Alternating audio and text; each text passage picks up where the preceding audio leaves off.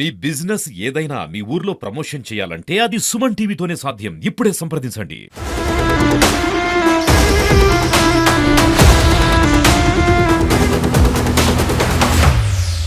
Welcome to Suman TV. హైడ్రాకి రోజుకొక కొత్త అధికారం చేతికి అందుతోంది. హైడ్రా కమిషనర్ రంగనాథ్ ఇప్పటికే సంచలనాత్మకంగా మారారు. ఇవాళ ముఖ్యమంత్రి రేవంత్ రెడ్డి కూడా చాలా స్పష్టంగా చెప్పారు, ఎట్టి పరిస్థితుల్లో చెరువులు, కుంటలు, నాలాలు, కాల్వల కబ్జాల్ని క్షమించేది లేదని చెప్పారు. అంతేకాదు, ఎవరైతే ఈ నాలాలు ప్రాజెక్టుల కింద ఫామ్ హౌజులు కట్టుకొని ఉంటున్నారో వాళ్ళ వ్యర్థాలన్నీ వచ్చి హైదరాబాద్కి నీళ్లు అందించే, తాగునీటిని అందించే చెరువుల్లో పడుతుంది. వీళ్ళ పని కూడా పడతామని చాలా స్పష్టంగా, చాలా క్లియర్గా చెప్పారు. అయితే కొత్తగా హైడ్రాకి ఇప్పుడు గవర్నమెంట్ ఇంటి నిర్మాణ పర్మిషన్ కూడా హైడ్రా చేతుల్లో పెట్టబోతున్నట్టుగా తెలుస్తుంది. త్వరలోనే హైడ్రాకి ఎవరైనా హైదరాబాద్ కావచ్చు, లేకపోతే ఔటర్ రింగ్ రోడ్డు పరిధిలో ఇల్లు నిర్మించుకోవాలి అనుకుంటే వాళ్ళకి హైడ్రా అనుమతి కూడా, హైడ్రా నుంచి కూడా ఎన్ఓసి రావాల్సిన అవసరం ఉందని అర్థమవుతుంది. త్వరలోనే హైడ్రాకి అధికారం ఇచ్చే అవకాశం కనిపిస్తుంది. ఇప్పటికే హైడ్రా చాలా పవర్ఫుల్గా మారింది. అన్ని జోన్లలో, హైదరాబాదులో ఉన్న అన్ని జోన్లలో ప్రత్యేక హైడ్రా పోలీస్ స్టేషన్లను కూడా ఏర్పాటు చేస్తున్నారు. ఇప్పటికే విధి విధానాలు ఖరారైపోయాయి. త్వరలోనే హైడ్రా పోలీసులు కూడా రాబోతున్నారు. అయితే ఇప్పుడు హైడ్రాకి ఈ అధికారం, గృహ నిర్మాణాల్లో కూడా, ఇల్లు కట్టుకుంటే ఇంటికి కూడా పర్మిషన్ ఇచ్చే అధికారం కనిపించబోతోంది, ఇవ్వబోతున్నారు. హైడ్రా పైన ఇప్పటికే సాధారణంగా ఇప్పుడు ఇల్లు కట్టుకోవాలి అంటే, హైదరాబాద్లో ఇల్లు కట్టుకోవాలంటే మొదట మున్సిపాలిటీకి అప్లై చేసుకుంటే 2 డిపార్ట్మెంట్లు ముఖ్యంగా మనకు క్లియరెన్స్ ఇవ్వాల్సి ఉంటుంది. ఒకటి రెవెన్యూ డిపార్ట్మెంట్.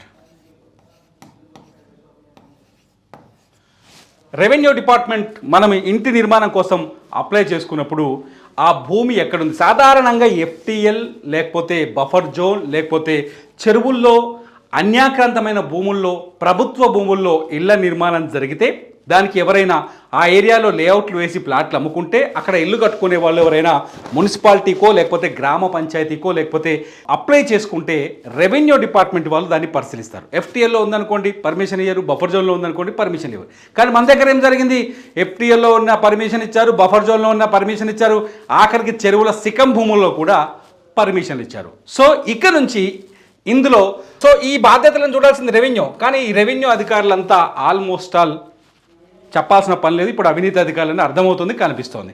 చాలా చోట్ల ఈ రెవెన్యూ డిపార్ట్మెంట్ నుంచే అనుమతులు వచ్చాయి కాబట్టి చెరువుల్లో నిర్మాణాలు ఏర్పడ్డాయి. రెండోది వచ్చేసి సాధారణంగా టౌన్ ప్లానింగ్ వాళ్ళు చూస్తారు. రెండో పర్మిషన్ వీళ్ళిద్దరు ఇవ్వాల్సిందే, ఎన్ఓసీలు. టౌన్ ప్లానింగ్, ఈ టౌన్ ప్లానింగ్ వాళ్ళు ఏం చేస్తారంటే ఇంటి ఎన్ని ఫ్లోర్లు కడుతున్నారు, ఆ ఏరియాలో ఎన్ని ఫ్లోర్ల వరకు నిర్మాణాలకి అనుమతులు ఇవ్వాలి, ఎంత వైశాల్యంలో కడుతున్నారు, ఏ వైశాల్యం ఉన్న ఇంటికి భూమిలో ఇల్లు కడితే ఎంత వరకు కన్స్ట్రక్షన్ చేసుకునే అది ఇవ్వాలి. ఇవంతా, ఈ ప్లానింగ్ అంతా టౌన్ ప్లానింగ్ వాళ్ళు చేస్తారు. భూమి లీగలా ఇల్లీగలా అనేది రెవెన్యూ వాళ్ళు చేస్తే అక్కడ కట్టే నిర్మాణం ఎలా నిర్మించబోతున్నారు, దానికి ఎంతవరకు అనుమతులు అనేది టౌన్ ప్లానింగ్ వాళ్ళు చూస్తారు. ఇప్పుడు కొత్తగా ఇందులో మూడో పార్టీగా హైడ్రా యాడ్ అవ్వబోతోంది. హైడ్రా ఎందుకు యాడ్ అవుతుందంటే, హైదరాబాదులో అనేక నిర్మాణాలు ఇప్పుడు హైడ్రా కూల్చివేస్తూ వచ్చింది. చాలా చోట్ల బాధితులు ఎవరంటే పేదవాళ్ళు, బీద బిక్కి జనాలు.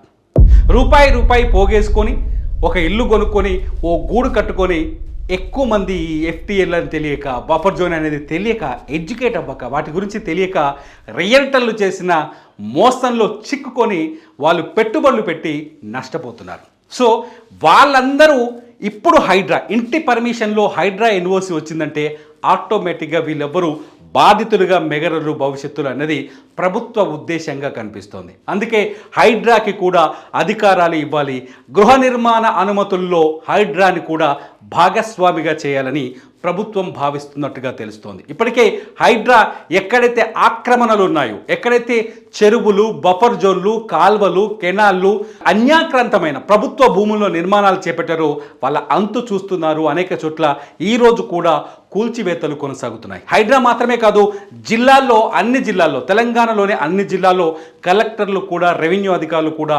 ఆక్రమిత ప్రాంతాల్లో, చెరువుల్లో లేకపోతే అనుమతులు లేని చోట్ల చేసిన నిర్మాణాల్ని కూల్చివేతూ వస్తున్నారు. ఈ వీడియోలని మీరు సుమన్ టీవీలో చూడొచ్చు. సో ఈ నేపథ్యంలో హైడ్రాకి గృహ నిర్మాణాల్లో కూడా భాగం చేస్తే హైడ్రా నుంచి ఎన్ఓసి వచ్చాకే ఇళ్లను నిర్మించే అనుమతులు వస్తే చాలా చోట్ల ఈ బాధితులు తగ్గిపోయే ప్రమాదం ఉంటుంది.